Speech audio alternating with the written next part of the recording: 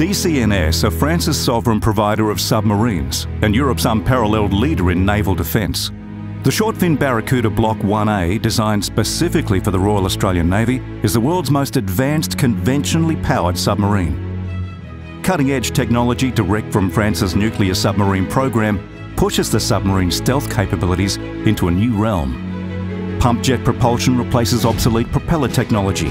Hydroplanes can retract to reduce drag and noise. The short-fin Barracuda will field the most powerful sonar ever produced for a conventional submarine. As new technology is developed between France, Australia and the United States, upgrades are easily made via quick access tech insert hatches. In adopting this technology, Australia will join an elite club which includes only the United Kingdom, United States of America and France. Australia and France have enjoyed a close friendship across many generations. The short-fin Barracuda Block 1A marches that friendship well into the future.